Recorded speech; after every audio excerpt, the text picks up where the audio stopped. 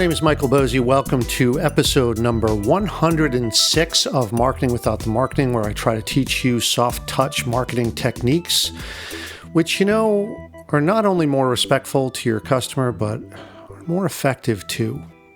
Now, last week I was finishing up a series or a little mini series within a series on the new marketing and sales, and the topic was social media.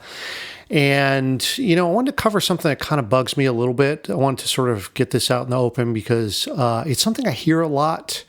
And to me, it's kind of a bad sign. So I thought I'd address it. A little background on Twitter. First of all, full disclosure, Twitter is my best channel by far. So I tend to favor it quite a bit. It does a lot for my business. The people who I meet there are folks who I haven't met before, some of whom have become my clients, or folks who refer other clients to me, folks who become my podcast listeners, who read my blog, who buy my online course. It does good things for me. So I'm not going to come at this from an unbiased standpoint. It's been hugely net positive for me. Now, Twitter began in 2006, so it's been around for over a decade now. Within about 5 years, it went from 0 to 100 million users, so a lot of initial growth. And today, there are about 325 million monthly active users, or MAUs, as the lingo is in marketing. It's not the biggest social network. It's actually ninth, technically, behind a lot of other the majors, but it's certainly well established. We know what a tweet is. We know what a retweet is. We know what a hashtag is. We know how to @mention someone, right? Pretty much every single social platform has adopted these functionalities as norms, if you will. In other words, a decade later, Twitter is incredibly well established, and the social codes that go with it. So, why is it still not taken seriously as a communication mechanism?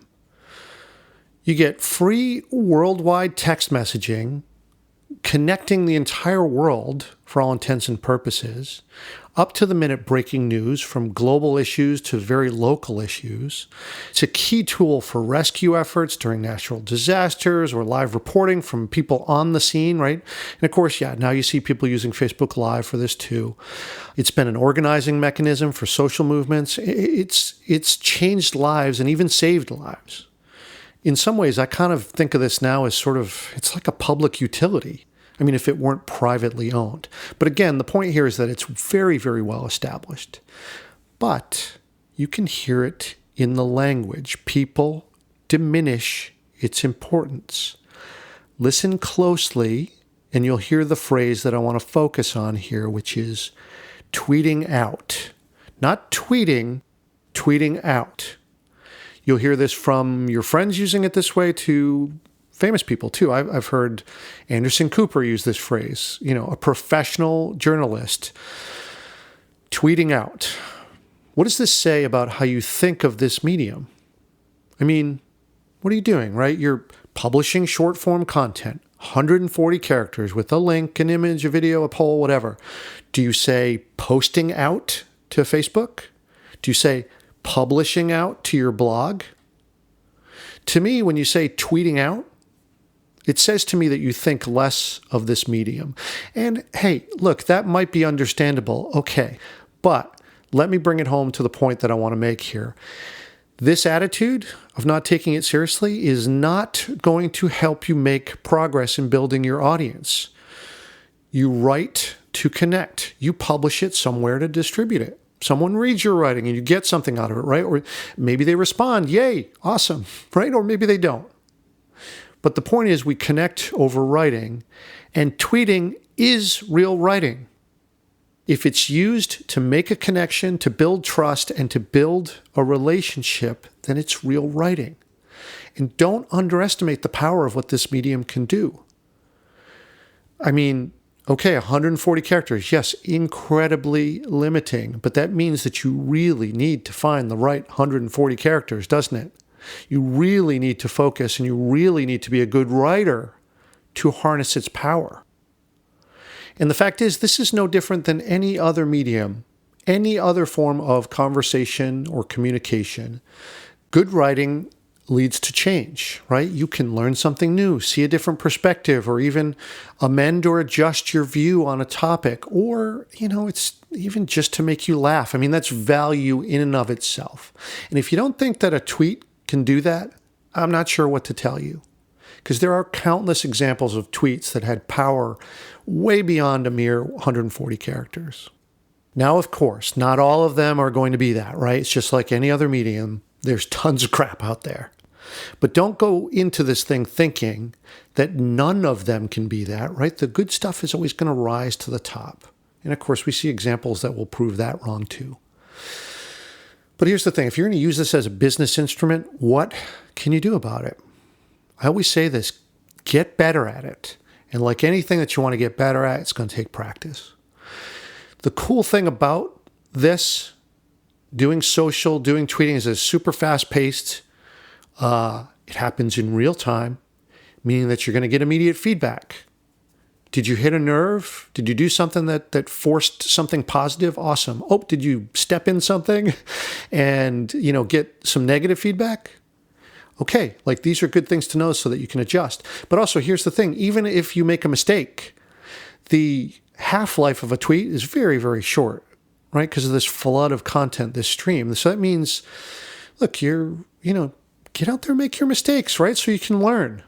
People forget. And unless you make some really awful, misstep, which you're not going to do because you're smart, it's fine. Just get in there, make your mistakes, learn from it, iterate, and then move on.